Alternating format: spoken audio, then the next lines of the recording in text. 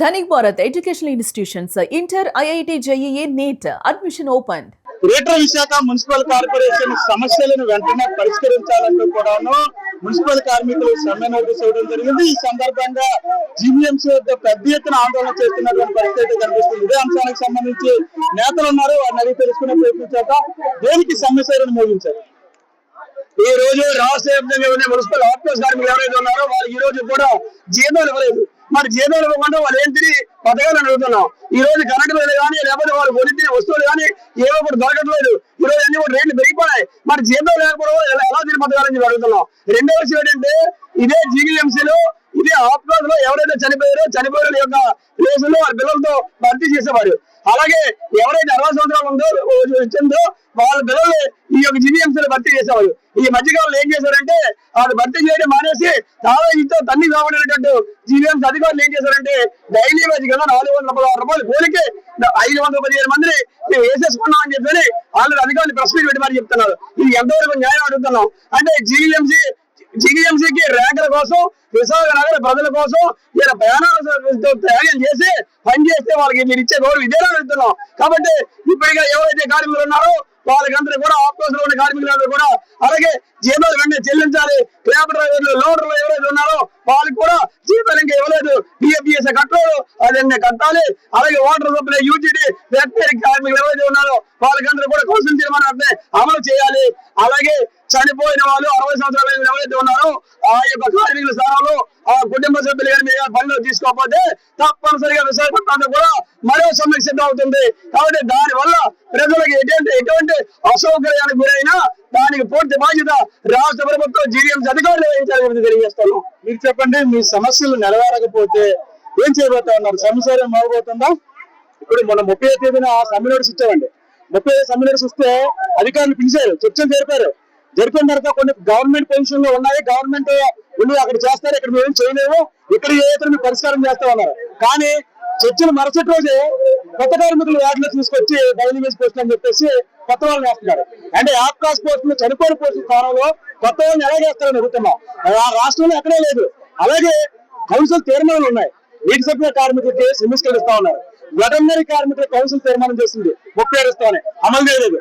గత్యంతరం లేక ఈ రోజు మీ సమ్మెకిన్నాం. ఈ ప్రభుత్వంలో మీ సమ్మె చేయలేదు. ఎందుకంటే అధికారులు మాట్లాడినాం, ఎలుగు పత్రాలు ఇచ్చాం, మొబైల్ ఇచ్చాం, ఇచ్చినా కూడా నోటి మాట తప్ప నిర్లక్ష్యంగా ఉన్నారు. కాబట్టి ఇవాళ సమ్మె చేస్తున్నాం.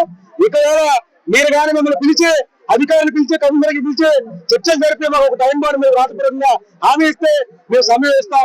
వేరే అన్నా ఇదే సమ్మెని కంటిన్యూ చేస్తామని చెప్పేసి ఈ సందర్భంగా తెలియజేస్తాం. కమిషనర్ అనాలోచిత నిర్ణయాల వల్ల ఇదంతా జరుగుతుందా, లేదా అధికారులంతా కూడి మీ ఎవరైతే కార్మికులు అసంఘటిత కార్మికులకి కొట్టుకొట్టే కార్యక్రమం జరుగుతుంది? ఎన్నాళ్ళ నుంచి కింద స్థాయిలో కొంతమంది అధికారులు కమిషనర్ తప్పులో పట్టిస్తున్నారు.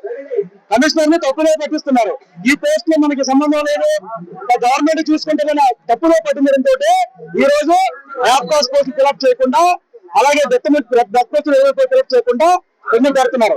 ఒక రకంగా చెప్పాలంటే కమిషనర్ ని కింద స్థాయి అధికారులు తప్పుడే పట్టిస్తున్నారు ఆరోపణ.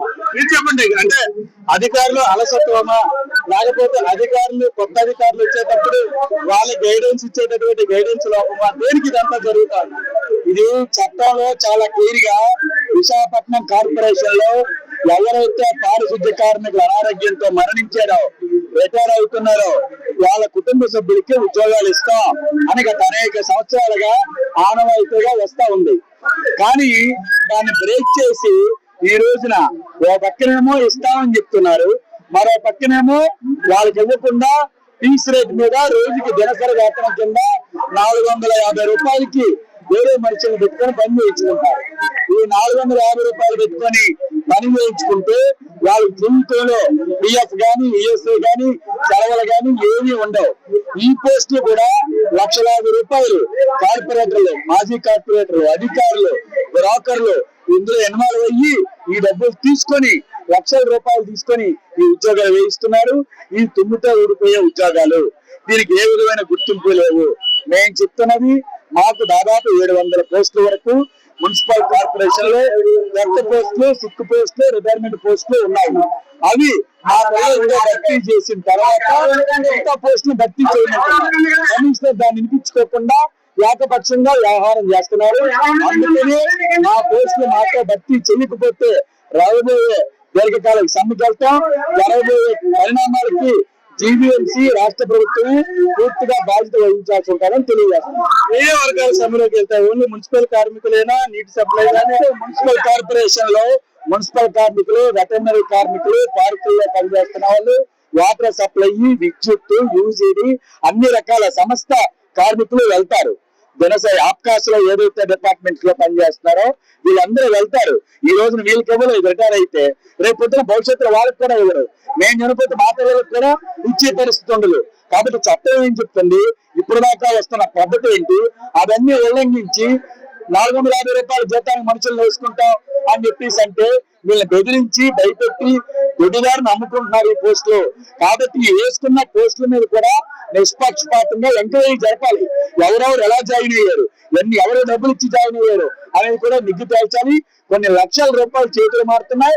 కమిషనర్ దీనిలో ప్రత్యక్షంగా జోక్యం చేసుకుని ఎంక్వైరీ జరపాలి. చనిపోయిన వారి కుటుంబ సభ్యులకి ముందు ఉద్యోగాలు ఇవ్వాలి. రిటైర్ అయిపోయిన వాళ్ళ కుటుంబ సభ్యులకి ముందు ఉద్యోగాలు ఇవ్వాలి. అది ఇచ్చిన తర్వాత మాత్రమే మిగతా వేకెన్సీలు భర్తీ చేయాలి. అది కాకుండా చేస్తే పేకల్లో అవినీతి జరుగుతుందని మా ఆరోపణ.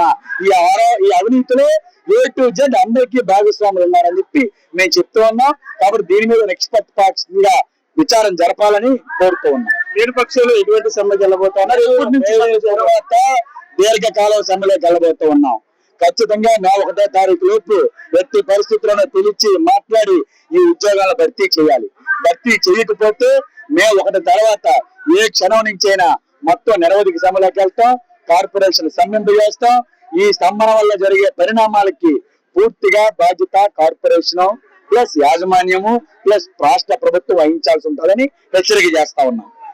చూడొచ్చు, మున్సిపల్ కార్మికులు ఎవరైతే ఉన్నారో దీర్ఘకాలికంగా ఉన్నటువంటి సమస్యలు, ఒకవైపు జీతాలు, మరొక వైపు ఏదైతే కార్మికులు మృతి చెందిన తర్వాత ఆర్టాస్ ద్వారా వేసేటటువంటి ఉద్యోగ కల్పన అంశాల్లో కానీ పెద్ద ఎత్తున అవినీతి జరుగుతుందంటూ కూడా ఆరోపిస్తున్నారు. ఈ నేపథ్యంలో ఇప్పటికే సమ్మె నోటీస్ ఇచ్చారు.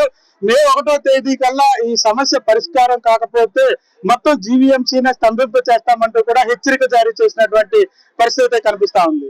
కెమెరా పర్సన్ నారాయణతో భరత్, యూటీవీ విశాఖ నుంచి.